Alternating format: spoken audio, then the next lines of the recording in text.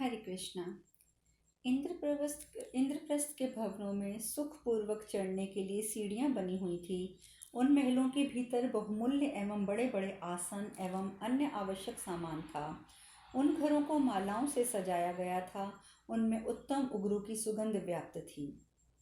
वे सभी अतिथि भवन हंस और चंद्रमा के समान सफेद थे। एक योजन दूर से ही वे अच्छी तरह दिखाई देने लगते थे।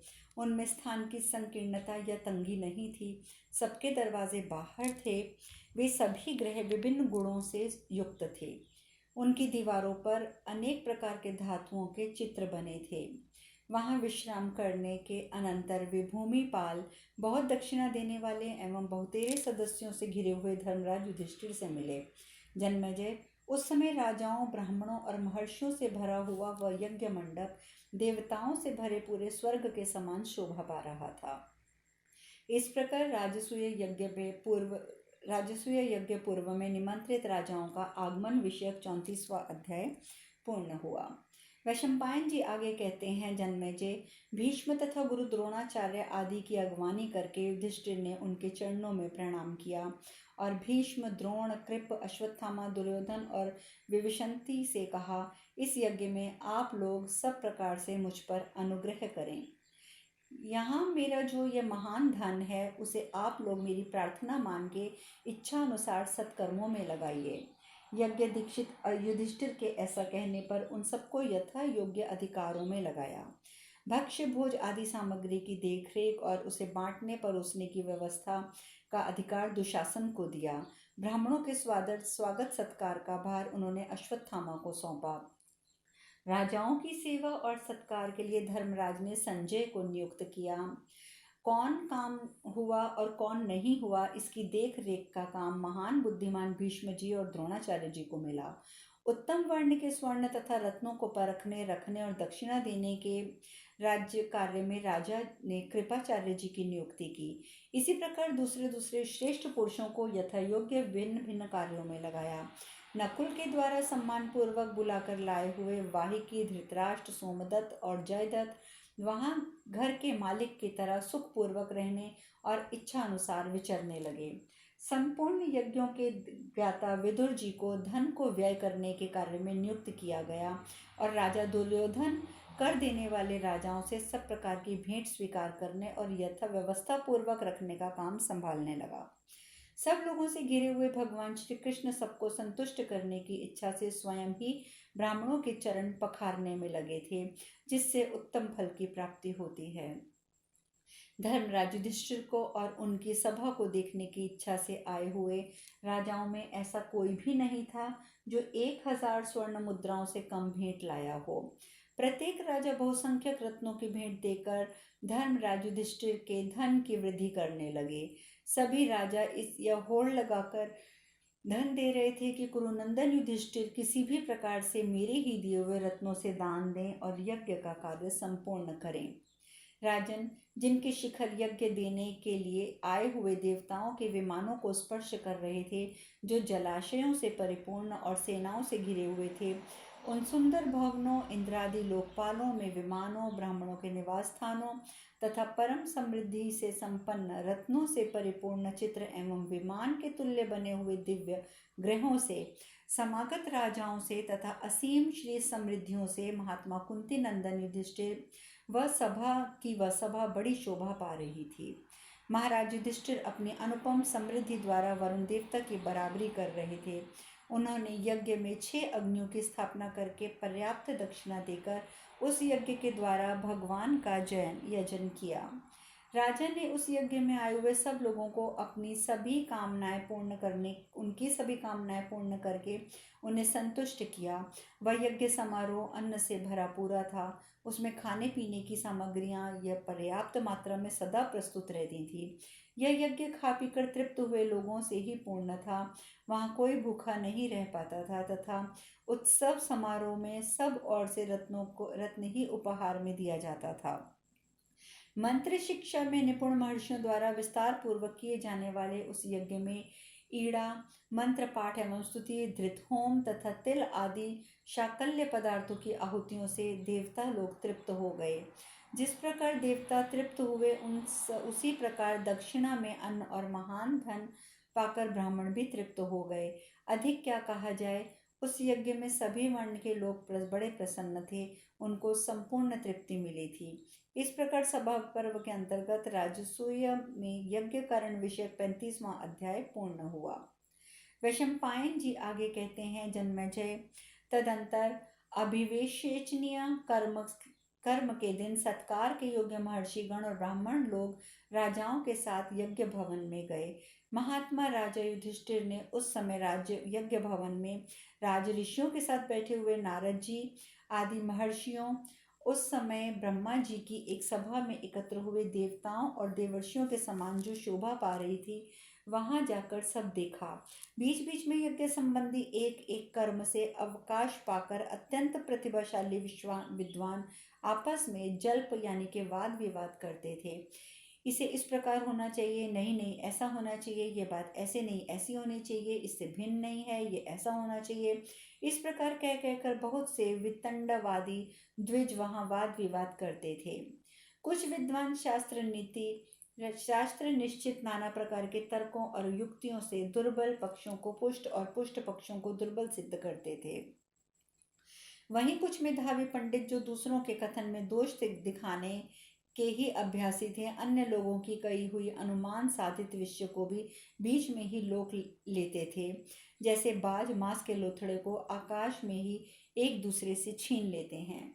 उन्हीं में कुछ लोग धर्म और अर्थ के निर्णय में अत्यंत निपुण थे, कोई महान व्रत का पालन करने वाले थे। इस प्रकार संपूर्ण भाष्य के विद्वानों में श्रेष्ठ वे महात्मा अच्छी कथाएं और शिक्षाप्रद बातें कहकर स्वयं भी सुखी होते और दूसरों को भी प्रसन्न करते थे।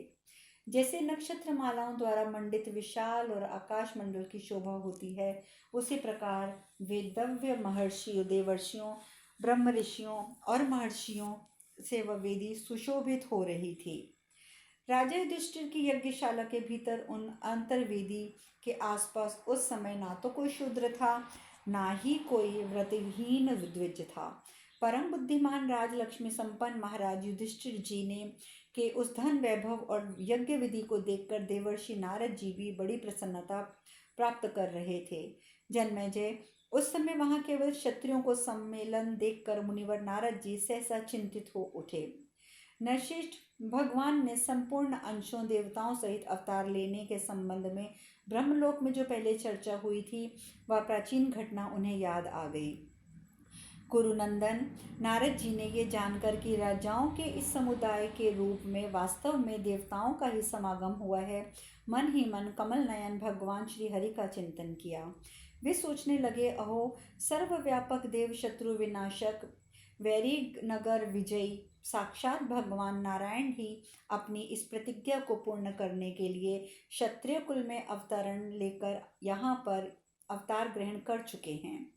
पूर्व काल में संपूर्ण भूतों के उत्पादक साक्षात उन्हीं भगवान ने देवताओं को ये आदेश दिया था कि तुम लोग भूतल पर जन्म ग्रहण करके अपनी अभीष्ट साधना करते हुए आपस में एक दूसरे को मारकर फिर देवलोक में आ जाओगे। कल्याण स्वरूप भूत भावन भगवान नारायण ने सब देवताओं को यह आज्ञा देने के पश्चात स्वयं भी यदुकुल में अवतार लिया।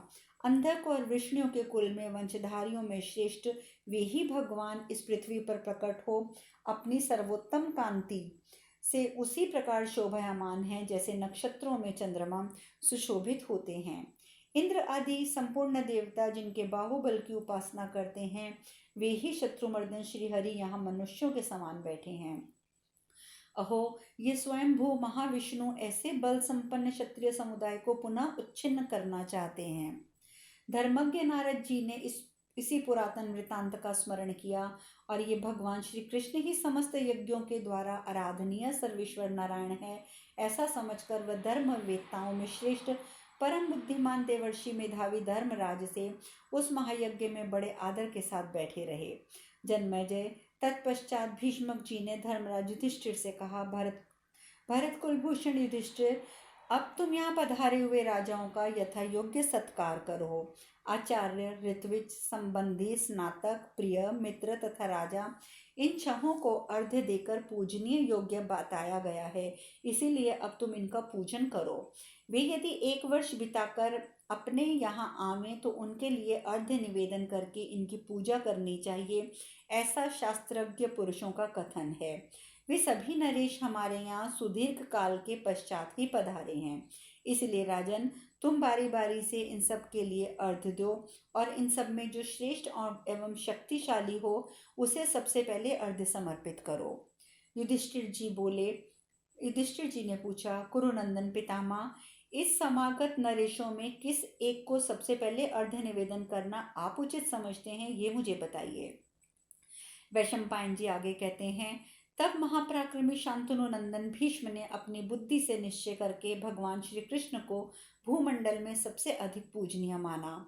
भीष्म ने कहा, कुंती नंदन, ये भगवान श्री कृष्ण इन सब राजाओं के बीच में अपने तेज, बल और पराक्रम से इसी प्रकार दीप्यमान हो रहे हैं जैसे ग्रह नक्षत्रों में भुवन भास्कर भगवान सूर्य अंधकार पूर्ण स्थान जैसे सूर्य का उदय होने से ज्योति से जगमगा उठता है और वायुहीन स्थान जैसे वायु का संचार से सजीव हो जाता है, उसी प्रकार भगवान श्री कृष्ण के द्वारा हमारी ये सभा आच्छादित और प्रकाशित हो रही है, अतः यही अग्र पूजा के योग्य हैं। भीष्म जी की आज्ञा मिल जाने पर प्रतापी सहदेव ने वृष्णिकुल भूषण भगवान श्री कृष्ण को विधि पूर्वक उत्तम अर्घ्य निवेदन किया। श्री कृष्ण ने शास्त्रीय विधि के अनुसार वह अर्घ्य स्वीकार किया। वसुदेव नंदन भगवान श्री हरि की पूजा राजा शिशुपाल सह नहीं सका। महाबली चेदीराज भरी सभा में भीष्म और धर्मराज युधिष्ठिर को उलाहना देकर भगवान वासुदेव पर आक्षेप करने लगा।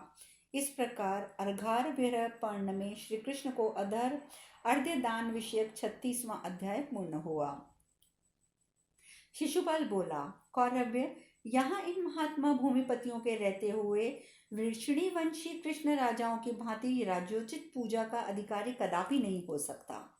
महात्मा पांडवों के लिए ये विपरीत आचार कभी उचित नहीं है। पांडु कुमार, तुमने स्वार्थवश कमल नयन श्री कृष्ण की पूजन किया है। पांडवों, अभी तुम लोग बालक हो, तुम्हें धर्म का पता ही नहीं है, क्योंकि धर्म का स्वरूप संपूर्ण और अत्यंत सूक्ष्म है। ये गंगानंदन भीष्म बहुत बूढ़े हो गए हैं, अब इनकी स्मरण शक्ति भी जवाब दे चुकी है, इनकी सूझ और समझ बहुत ही कम हो गई है, तभी तो इन्होंने श्री कृष्ण की पूजा की सम्मति तुम्हें दी है। भीष्म, तुम्हारे जैसे धर्मात्मा पुरुष भी जब महामना अथवा किसी का प्रिय करने के लिए मुंह देखी करने लगता है, तब वह साधु पुरुषों में कि समाज में अधिक अपमान का पात्र बन जाता है।